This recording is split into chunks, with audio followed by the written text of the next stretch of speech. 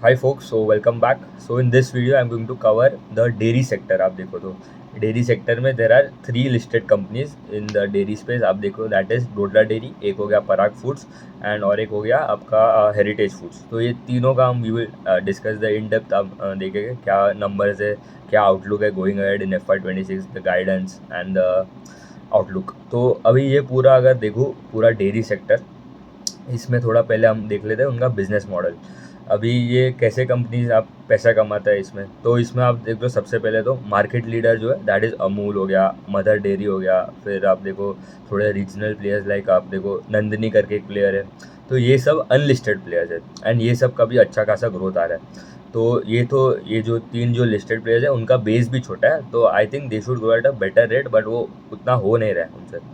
But अभी चलो पहले बिजनेस मॉडल देख लेते हैं. तो मेन यहाँ पे हमें जो raw material that is used is milk. ठीक है, तो ये मिल्क ये खुद से तो बनाएगा नहीं, ऑफ कोर्स कैटल से ही आएगा. तो दे हैव टू, तो जो कंपनीज है they have to tie up with the farmers villages में. दे हैव टू, क्योंकि आपको यहाँ पे आप कितना ज़्यादा दूध उठा सकते हो, कितना ज़्यादा मिल्क आप प्रोक्योर कर सकते हो उतना बेटर है, क्योंकि आप उससे ही आप उनका पैकेजिंग करोगे, फिर आप उनसे वैल्यू एडेड प्रोडक्ट्स भी बनाओगे. तो जितना ज़्यादा आप प्रोक्योर करते हो दैट इज़ गुड. तो इसमें आपको फार्मर्स के साथ रिलेशनशिप मैनेज करना आना चाहिए. You have to tie up with N number of farmers from N N number of villages. तो मतलब जितना ज़्यादा आप प्रोक्योर करोगे दूध उतना उतना बेटर है, क्योंकि आप उससे मतलब आपका मेन रॉ मटेरियल तो वही है. तो क्या होता है बेसिकली, यहाँ से वो जो कलेक्शन सेंटर्स होते हैं उनके, तो वहाँ से they then transport to chilling centres. क्योंकि मिल्क का मतलब आप देखो शेल्फ लाइफ हार्डली 1-2 दिन मैक्सिमम होगा, उसके आगे तो आप मतलब वो ख़राब ही हो जाता है.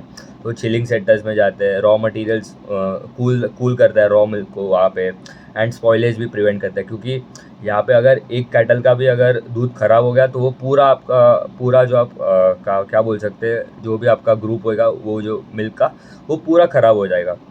तो ये हमें क्वालिटी कंट्रोल मेंटेन करना है, फिर प्रोसेसिंग करना है. ठीक है, पैस्चराइजेशन करके जो प्रोसेस होता है, तो ये सब मेनली प्रोसेस है. एंड उसके बाद आपको जल्दी वो सब डिस्ट्रीब्यूशन सेंटर्स, आपके रिटेल पार्लर्स हो गए, वहाँ पे सेंड करके you have to give it to the customers.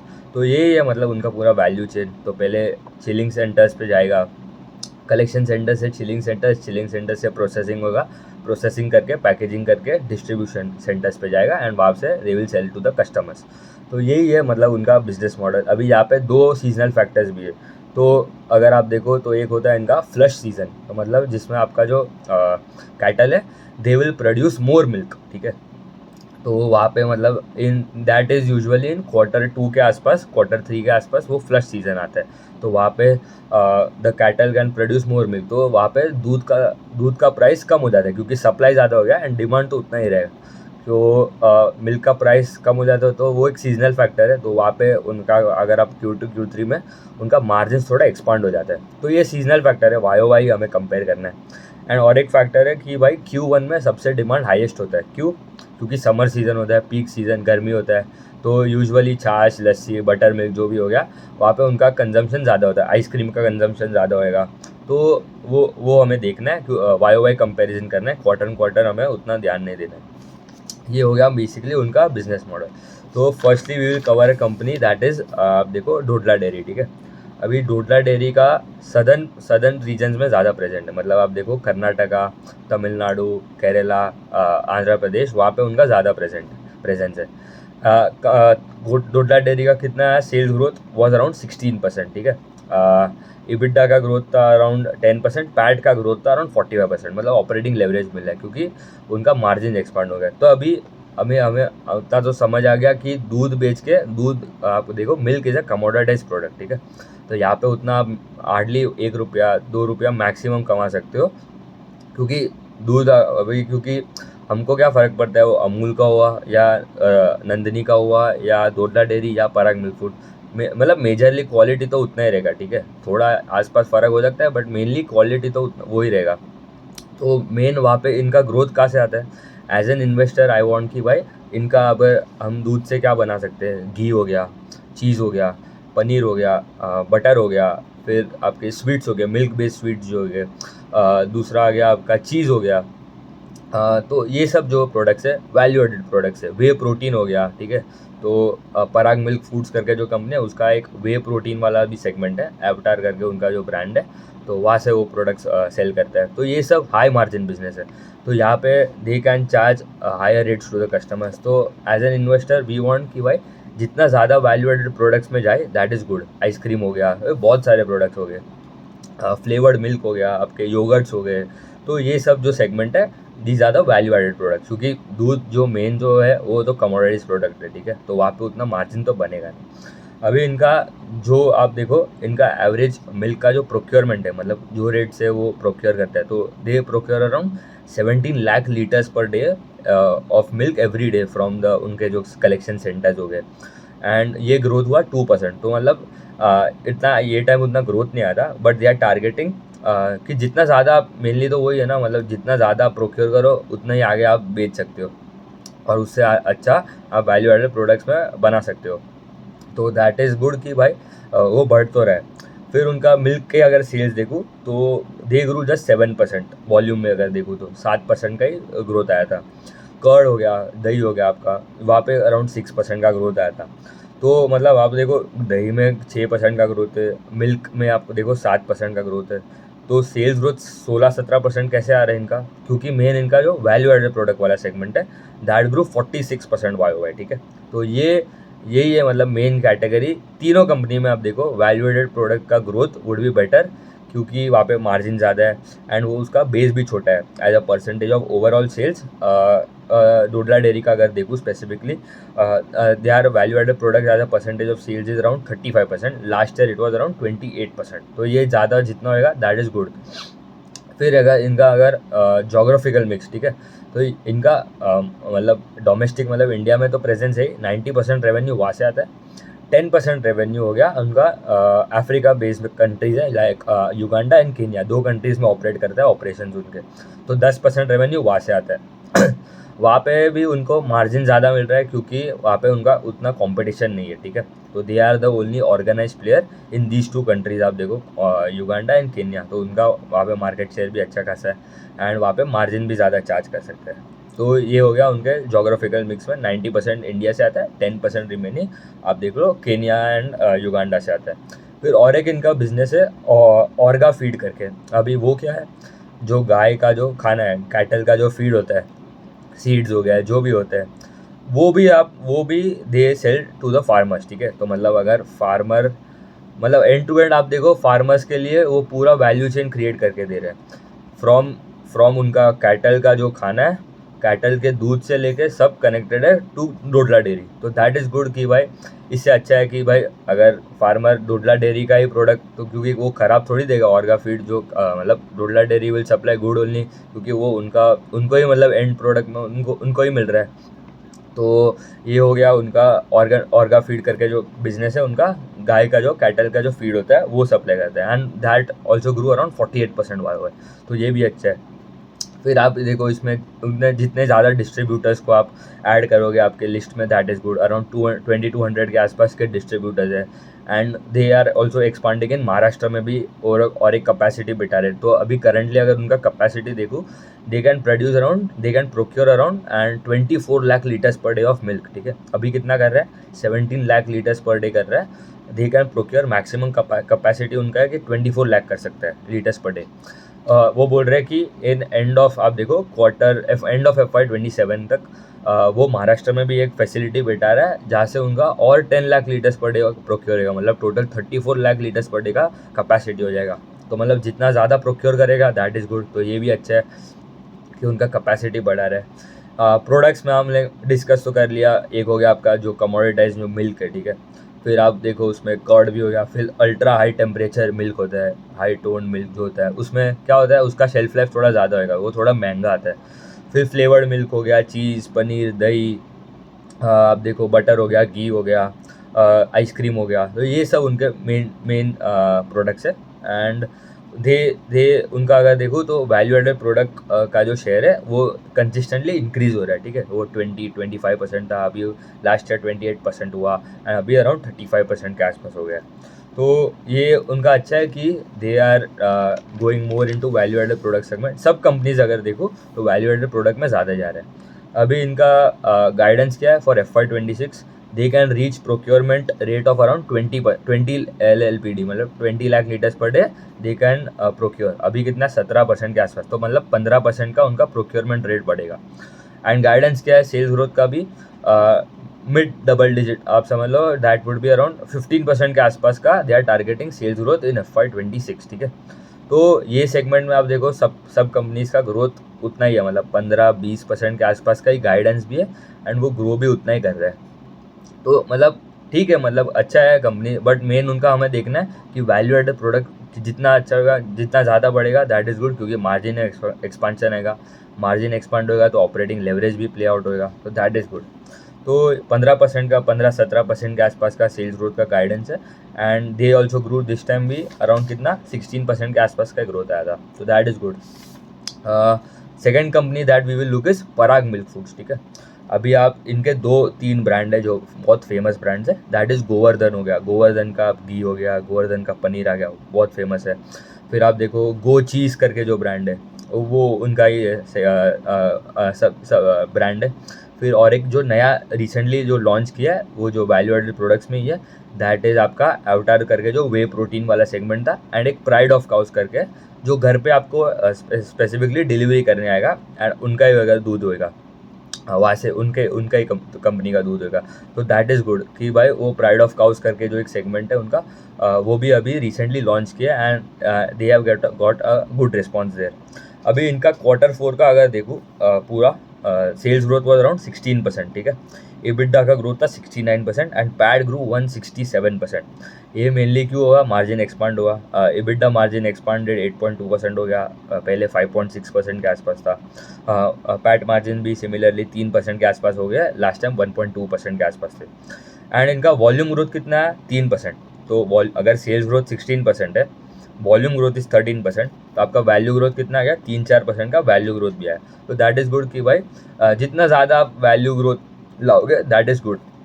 And अगर उनका पूरे साल का देखो तो उतना कुछ ग्रोथ नहीं था, 9% का ही आसपास का ग्रोथ आया था FY24 में, FY25 में, एंड EBITDA का ग्रोथ था 30%, PAT grow 31%, and volume growth हुआ 10%, मतलब वैल्यू ग्रोथ डी ग्रोथ हुआ 1% इन FY25 पूरा अगर देखो तो। इनके प्रोडक्ट मिक्स देखो, ठीक है, तो इनका एक कैटेगरी है कोर कैटेगरी, यहाँ पे आप देख लो हो गया उनका घी वाला सेगमेंट, पनीर चीज़ वाला सेगमेंट, तो वो that is contributing 57% of the revenue. तो इसमें मेनली दूध वाला उतना सेगमेंट नहीं है, 10% ही है जो मिल्क, कोर मिल्क जो होता है वहाँ से आता है। वेर एज दोदला डेयरी में हम लोग ने देखा कि milk was contributing higher major amount. फिर 57% कोर कैटेगरी, 10% मिल्क वाला सेगमेंट हो गया। फिर 17% उनका एक स्किम्ड मिल्क पाउडर होता है, वो हो गया, that is around 17%। Ingredients and skimmed, मतलब वो इससे ऑर्गा फीड जैसा ही सिमिलर टू, आप देखो दोदला डेयरी ने जो ऑर्गा फीड वाला जो ब्रांड है वो इंग्रेडिएंट्स जो है मतलब कैटल का जो फीड वही है, इनका भी 17% वहाँ से आता है। 10% उनका अदर्स वाला सेगमेंट, उसमें क्या आ गया, बटर मिल्क आ गया, लस्सी आ गया, योगर्ट आ गया, दही आ गया, एंड फ्लेवर्ड मिल्क आ गया, तो दैट इज़ 10%। एंड रिमेनिंग जो 6% है वो उनका जो नए जो वैल्यू एडेड प्रोडक्ट्स ही है, दैट इज़ आपका अवतार करके जो वे प्रोटीन वाला सेगमेंट है, अवतार जो ब्रांड है उनका, एंड दूसरा और एक प्राइड ऑफ काउस करके जो अल्ट्रा हाई प्रीमियम मिल्क है। ठीक है, तो वो 6% है। तो हमें देखना है कि ये जितना ज़्यादा कोर कैटेगरी, एंड ये जो नया जो 6% जो अभी कंट्रीब्यूट कर रहे हैं अवतार वे प्रोटीन वाला, वो जितना ज़्यादा बढ़ेगा दैट इज़ गुड। एंड इनके अगर देखो डिस्ट्रीब्यूटर्स अराउंड 4500 के 4500 डिस्ट्रीब्यूटर्स है, 4.6 लाख रिटेल टच पॉइंट्स है, एंड वो बोल रहे आगे जाके भी अराउंड 5 लाख प्लस हो जाएंगे इन आप देखो FY26 के आसपास, तो दैट इज़ ऑल्सो गुड। फिर इनका एक दो सेगमेंट है, एक B2C हो गया, मतलब हम जैसे कस्टमर्स को डायरेक्टली सेल करेंगे थ्रू आप देखो लोकल आपके जनरल ट्रेड हो गया, लोकल शॉप्स हो गए, मॉडर्न ट्रेड मतलब आप डी मार्ट से ले रहे हो प्रोडक्ट्स, फिर ई कॉमर्स हो गया, अमेजोन से ऑर्डर कर रहे हो, फ्लिपकार्ट से ऑर्डर कर रहे हो, क्विक कॉमर्स, जेप्टो, ज़ोमैटो, मतलब ज़ोमैटो ने ब्लिंकिट हो गया, स्विगी, इंस्टामार्ट, वहाँ से ऑर्डर कर रहे हो, फिर उनका ई कॉमर्स वाला मतलब उनके वेबसाइट से ऑर्डर कर रहे हो या उनके ऐप से ऑर्डर कर रहे हो, तो ये B2C वाला सेगमेंट हो गया। दैट इज़ कॉन्ट्रीब्यूटिंग 65%, मतलब डिस्ट्रीब्यूशन मिक्स बोल रहा हूँ, 65% वहाँ से आता है। 35% आप देख लो B2B, मतलब they directly supply to the restaurants, ठीक है, horeca hotel, restaurants and cafes, उनको डायरेक्टली दे सप्लाई, इंस्टीट्यूशन को सप्लाई करता है, तो 35% वहाँ से आता है। एंड इनका अगर देखूँ तो इनका एक यूएसपी क्या है कि ये खाली काऊ के मिल्क की बनाता है, ठीक है। दूसरे आप देखो बफेलो का भी यूज़ हो सकता है, तो इनका यूएसपी ये है कि खाली they deal in milk of cows, ठीक है, तो ये अच्छा है। दूसरा अगर इनका गाइडेंस भी देखो, ठीक है, तो अभी तक तो उतना कुछ ग्रोथ आ नहीं रहा था ये कंपनी में, ठीक है। अभी now they are started to, मतलब एक तो है कि वो मैनेजमेंट में भी दे आर हायरिंग न्यू, मतलब अच्छे लीडर्स को हायर कर रहा है, तो ये तो हमें मालूम पड़ेगा जब ग्रोथ आएगा, ठीक है। तो हायर करके क्या फ़ायदा जब ग्रोथ नहीं आ रहा है।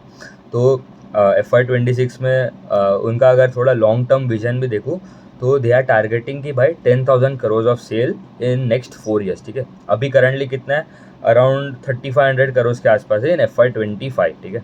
वो 4 साल में if they are targeting around 4-5 साल में if they are targeting around 10,000 crore of worth of sales, तो that comes to a CAGR of मतलब 25-30% के आसपास आ जाता है। उनका गाइडेंस भी यही है फॉर FY26 18-20% के आसपास का ग्रोथ आएगा, तो ठीक है, मतलब नॉट नॉट बैड, ठीक है। आप देखो ये क्योंकि ये सब सेक्टर में आप देखो इनके जो कंपनी लिस्टेड है सबका 15-20% के आसपास का ही गाइडेंस है, बट अभी गाइडेंस देने से वही है ना, मतलब गाइडेंस एग्जीक्यूट भी होना चाहिए। तो पूरे साल में तो उतना 9-10% ही ग्रोथ है। अभी नेक्स्ट ईयर हमें देखना है, एवरी क्वार्टर हमें देखना है कि कैसा ग्रोथ आता है, क्योंकि ये पूरा ओवरऑल इंडस्ट्री भी देखो, डेयरी इंडस्ट्री का ग्रोथ वो 14-15% के आसपास है, मतलब पूरा industry is growing around 14-15%, and आप कितना ग्रो कर रहे हो, 9%, ठीक है। तो वो प्रॉब्लम आ जाता है। बट हाँ, अभी मतलब दे ऑल्सो क्लेम कि भाई दे गोवर्धन वाला जो घी है, प्रोडक्ट्स तो बहुत अच्छे हैं, ठीक है, ग्रोथ में है। उनका market share is around 22% and they are leader in that Govardhan ghee वाले सेगमेंट में। एंड चीज़ वाले सेगमेंट में they are the second, first is of course Amul का चीज़ ही होगा, तो उनका 35% मार्केट शेयर वहाँ पे भी है। दे उनका रिलेशनशिप आप देखो with farmers, 5 lakh plus farmers के साथ का रिलेशनशिप है, वो जितना ज़्यादा आप टाइप करोगे दैट इज़ गुड। तो ये हो गया, आप देखो with for Parag Milk Foods का we have discuss Parag Milk Foods. अभी लास्ट कंपनी जो है दैट इज़ आपका हेरिटेज फूड्स, ठीक है। अभी हेरिटेज फूड्स का क्या है, उनका ग्रोथ कितना है, सेल्स ग्रो जस्ट 9% इन FY25, ठीक है। तो ग्रोथ तो मतलब यहाँ पे भी उतना कुछ खास है नहीं। उनका मिल्क, अगर उनका प्रोक्योरमेंट देखो, प्रोक्योरमेंट का वॉल्यूम दैट ग्रो 11%, मिल्क का सेल्स का ग्रोथ कितना था, 5%। वैल्यू एडेड प्रोडक्ट्स जो है उनका दैट ग्रो 19%। तो वैल्यू एडेड प्रोडक्ट्स का ग्रोथ तो आ रहा है, बट अभी दूसरे कंपनीज का बेटर ग्रोथ आ रहा है इन सेगमेंट ऑफ वैल्यू, क्योंकि तीनों का मार्केट कैप सिमिलर ही है, 3-5 हज़ार करोड़ के नीचे का मार्केट कैप है तीनों का, एंड रेवेन्यू भी सिमिलर ही है सबका। इनका अगर थोड़ा प्रोडक्ट मिक्स भी देख लूँ, ठीक है, 57% मिल्क वाले सेगमेंट से आता है, कोर मिल्क जो बेचते हैं। 32% वैल्यू एडेड प्रोडक्ट से आ रहा है, मतलब आपका पनीर, घी, चीज़ हो गया, बटर हो गया, वो सेगमेंट। फिर 8% फैट वाला सेगमेंट है, एंड 3% जो है वो उनका सिमिलर, जो आप देखो ऑर्गा फीड जो था फॉर डोडला डेयरी, जो कैटल का फीड है, वो 3% वहाँ से आता है उनका। तो इनका भी अगर देखो, जो दे आर प्रेजेंट इन, अगर 17 स्टेट्स में उनका सेल्स होता है, दे present in 17 states, and procurement देखो तो they procure from 9 states specifically देखो तो, एंड उनके 7300 प्लस डिस्ट्रीब्यूटर्स है, एंड उनका उनका हेरिटेज ही है ब्रांड, मतलब वो नाम से ही बेचता है। जैसे डोडला डेयरी का डोडला जो नाम है वहाँ से वो बेचता है। पराग मिल्क फूड्स का अलग है, पराग नहीं है, उनका गोवर्धन है एंड गो चीज़ है, एंड वो जो अभी जो लॉन्च हुआ है वे प्रोटीन वाला सेगमेंट एवटार, एंड कौन सा था, प्राइड ऑफ काउस, ठीक है। तो एंड इनका हेरिटेज ही है सेगमेंट। इनका भी मेजर देखूँ तो सदर्न पार्ट ऑफ इंडिया में ज़्यादा प्रेजेंट है, मतलब कर्नाटका, आंध्र प्रदेश, उड़ीसा, वहाँ पे उनका ज़्यादा प्रेजेंट है, हैदराबाद। इनका क्या है गाइडेंस, अभी इनका ग्रोथ कितना 10-12% ही आ रहा है, 9-10% के आसपास। तो अभी इनका योगर्ट, उनका और एक था उनका पहले, दे हैड अ JV किया था विथ नोवेंडी करके एक कंपनी जो है, जो अभी उन्होंने वहाँ पे मेजॉरिटी स्टेक ले लिया है एंड दे आर, वो अभी सब्सिडरी हो गया उनका। तो अभी जो योगर्ट वाला जो सेगमेंट है उनका, वहाँ पे भी उन्होंने बोला वो महाराष्ट्र में प्रेजेंट है, ये पूरा उनका जो प्लांट है तो वो मुंबई में प्रेजेंट है। एंड प्रीवियसली वो खाली योगर्ट का ये कर रहा था, तो अभी वहाँ पे भी वो बोल रहे हैं कि वहाँ पे they are setting up new lines की भाई, यहाँ पे नए प्रोडक्ट्स की भी we can make new products as well. तो वो महाराष्ट्र में भी मुंबई में भी अभी ग्रेजुअली वो एक्सपांड कर रहे हैं। उनका गाइडेंस नहीं, उनका एम्बिशन बोल सकता है, उन्होंने वो भी बोला don't take that as guidance, take it as an ambition. मतलब करेगा कि नहीं वो मालूम नहीं, बट उनका इच्छा है कि वो उतना ग्रो करेगा, ठीक है। तो अभी FY25 में उनका सेल्स ग्रोथ का कितना, sales as of Q4 ended FY25 पूरा अगर देखो पूरे साल का, इट वॉज 4100 करोड़, ठीक है। उनका टारगेट क्या है इन नेक्स्ट 2 years FY27 तक, they want 6000 crore worth of sales, ठीक है। ग्रोथ कितना आ गया, 20% CAGR। तो they are targeting 20% CAGR। Dodla Dairy 15-20% के आसपास कर रहा है and Parag Milk Food 18 to 20% कर रहा है। तो तीनों का आप देखो गाइडेंस तो सिमिलर ही है, ठीक है। तीनों कंपनीज आप देखो वैल्यू एडेड प्रोडक्ट्स में जा रहे हैं, क्योंकि मेन तो वहाँ पे ही है, क्योंकि ऑपरेटिंग लेवरेज तो आपको मिलेगा जब आप वैल्यू एडेड प्रोडक्ट का सेगमेंट बढ़ाओगे, क्योंकि वहाँ पे ज़्यादा मार्जिन है। इनका अगर देखो value added product contributes to around 27% of sales in FY24 में। FY24 में 27% था, FY25 में आते आते उनका 32% हो गया एंड वो बोल रहे हैं FY28 तक वो 40% जाएगा। तो मार्जिन भी आगे जाके एक्सपांड होएगा, तो दैट इज़ गुड। उनका ग्रॉस प्रॉफिट मार्जिन भी उन्होंने गाइडेंस नहीं दिया, बट उन्होंने बोला कि वो बढ़ेगा, अराउंड अभी 27-28% है। वो बोल रहे हैं आगे जाके it would go to around 30% के आसपास जा सकते हैं। तो यही हो गया, मतलब 3 कंपनी हम लोग ने डिस्कस कर लिया इन डिटेल। आप देखो वैल्यूएशन भी सबका सिमिलर ही है, 15-20-25 का ही PE होएगा सबका। एंड हमें देखना है ग्रोथ जहाँ सबसे ज़्यादा है, दैट इज़ गुड। एंड कौन सा अभी गाइडेंस देने का एक बात होता है एंड गाइडेंस एग्जीक्यूट करने एक बात होता है। हेरिटेज फूड ने गाइडेंस दिया 20%, किया कितना, 9%।